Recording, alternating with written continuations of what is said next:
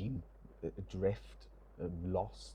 I don't know really what we are first, to be honest. We've not been quarantined because of any outbreak or a sickness bug, or technical issues.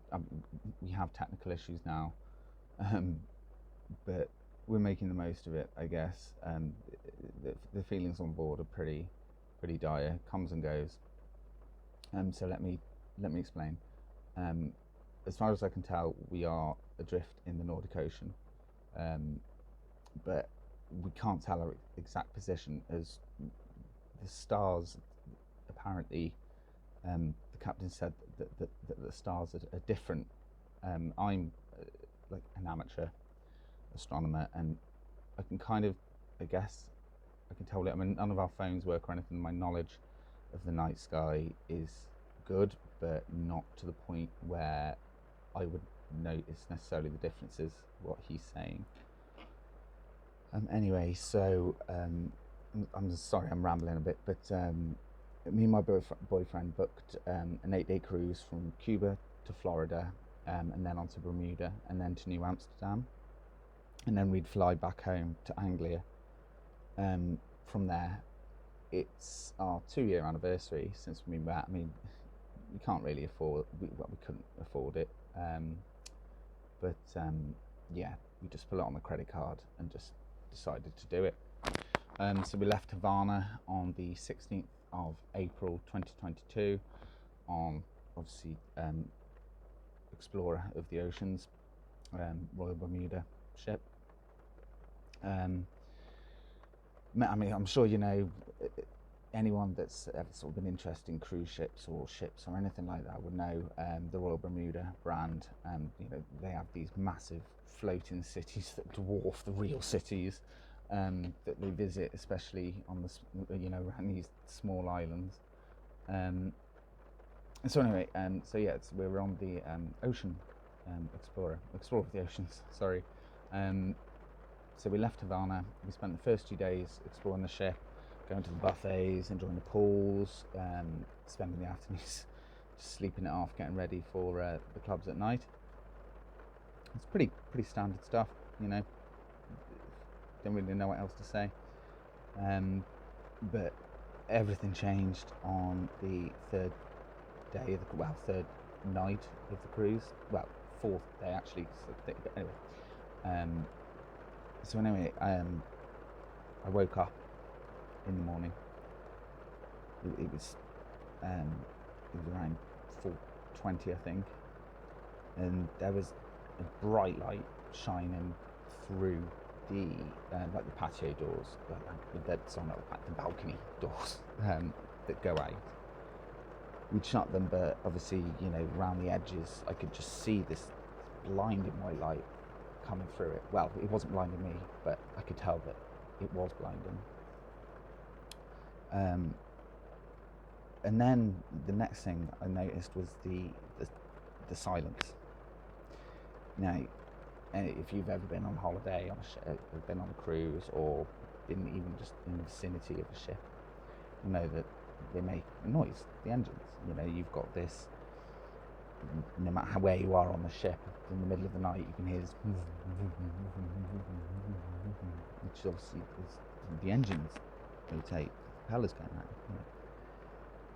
But there wasn't that. It was just silent. So I don't like waking people up, so I didn't wake up my boyfriend, but I got up, walked across the room towards the patio doors, and flipped them open. And I was right, it was light outside, but it wasn't the sky that was light, it was the sea, the ocean. It was completely, utterly flat. Like, it looked like we were floating on a mirror. You know, it was so flat, and it was glowing. It was glowing very, very brightly. So bright that you couldn't see any stars. The sky just looked black. So you had this extremely bright sea, and then above that was just black, just absolute blackness. So that, you know, looked almost like a pint of Guinness. It was just that massive, that contrast between the two. And the ship wasn't moving.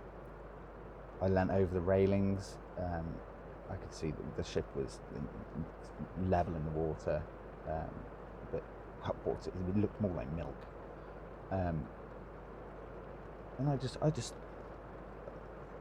what, you know, my mind was just couldn't process what I was seeing. And then I remembered that there was a phenomenon of algae blooms, but I don't think that this was that.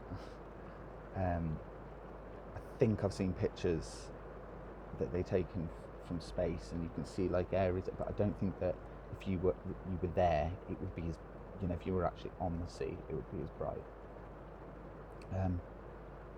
So that's when I yelled.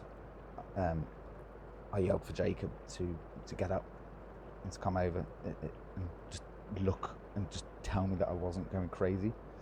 So he woke up. What's going on? What's happening? And then as he come to, he looked at you could see the look on my face. You could see what was behind me outside over the balcony. And he could obviously not hear the engines of the ship. And then I could hear, that's as soon as he woke up, I don't know, it was like I could hear the cabins next door, I could hear the patio doors sliding open, I could hear them sliding open on the upper decks. So we were about halfway up the ship. So I think there was two decks, underneath us, and there's 4 decks above. So yeah, we're not actually in the middle. But anyway.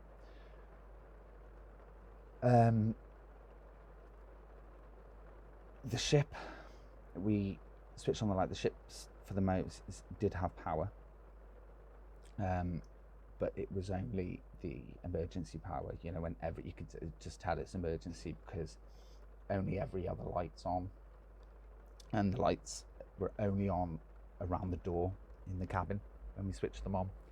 All the sort of, you know, the reading lights around the bed and everything like and everything like that were off. So we got out of the cabin, walked to the door. There was loads of other passengers, you know, or the 2 cabins either side of us, the cabins across the way. You know what's going on. The people that had the indoor cabins were coming out just asking why the ship had stopped, because obviously they didn't, you know. But then as people were coming out of their cabins, they asked what was it like, you know, because I think a lot of people, myself kind of included at the start, thought that it was like a rescue helicopter or another ship pulling up alongside us, or something, you know, something like that. But when we told them it was just that the sea was glowing, they didn't, you know, they barged past us and went into our cabins and looked themselves. And that's when the captain come over the public address system and said that the ship was experiencing technical difficulties. It had all the power had just gone out, failed. The electrical system had tripped off. So the engines and generators and everything, because obviously once that power's got nowhere to go, so they had also all shut themselves off. So that was it. He told everyone to remain calm, and he would address us when he had some more information to give us. He said that for now, could all passengers, you know, please stay in their cabins. If they do want to go to any of the lounges, then they can, but, you know, please sort of remain calm, basically. So at this point, we didn't know. He didn't mention that he lost radio contact with them, or they couldn't find any of the satellites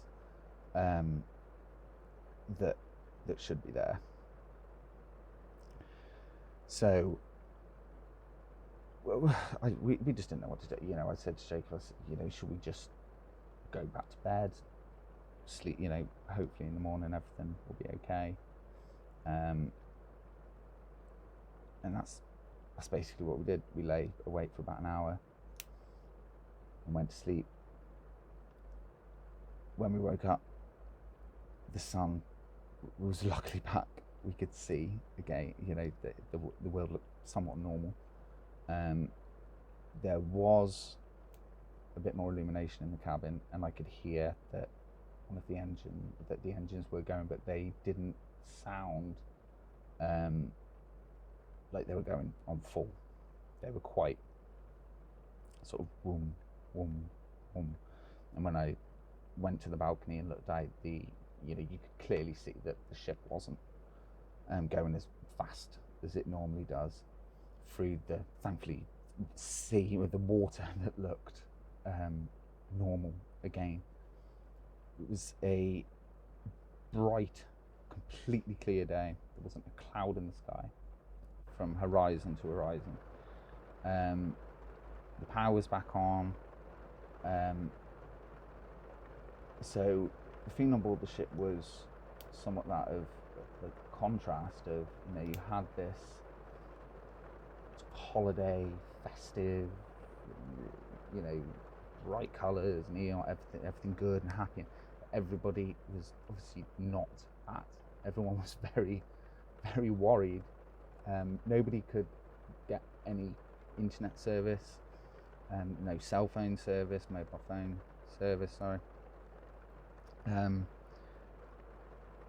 we didn't know why, because we were only, I think, we'd only be, say, a few tens of kilometers from Florida and the Florida Keys and Miami, and on the TV we weren't picking up any of the TV stations that when you're near the coast, especially around the United States, you do have that. You can pick up the TV channels, and you can sometimes pick up mobile signal as well, but we couldn't. There was nothing. There was nothing there. It was the ease. Back then, we sort of knew a little bit less than I know now about what's going on. But yeah, it was very strange, and it was cool. Like, it wasn't as warm as it should be. We were, like I say, just a few tens of kilometers from Florida. We were in the tropics. It should be warm, but it wasn't. It was relatively cool.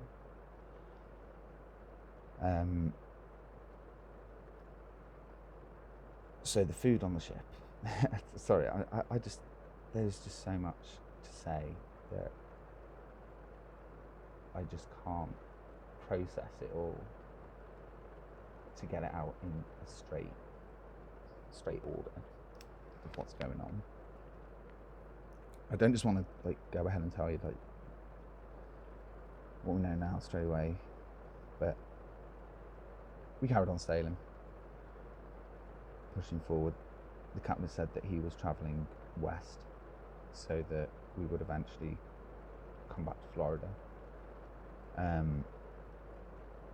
But we've been doing that now for 7 days. We've been travelling east. Well, what feels like east, as, like we said, the stars are similar, but they're not quite our stars, as mad as that sounds. I can see Orion. Orion is pretty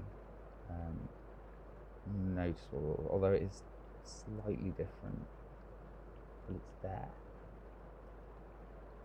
So yeah, we would have technically sailed halfway around the world by now. We should have hit some land, but we haven't. So anyway, So over the last several days, the mood on board has obviously gone from bad to worse. With multiple systems on board the ship not working properly now, as the captain has said, the ship is obviously beginning to run out of fuel, and to keep sort of basic systems running, everything has to be turned off that isn't necessary. So the ship's dark. The interior areas are all really well lit previously with neon lights, and it's all dark, it's all gloomy. People wander around not really knowing what to do. And what do you do? They've also started rationing the food as well. You know, previously you'd go out and you just help yourself, where they serve you the food now. They give you portions. That is only one portion. But yeah, so that was the first several days. So I'm going to start keeping this diary and voice recorder in case somebody finds us. So yeah, I will I'll put another message in tomorrow when there's something else to say. Till now, this is Taylor of the Explorer of the Oceans, Royal Bermuda. Thank you very much.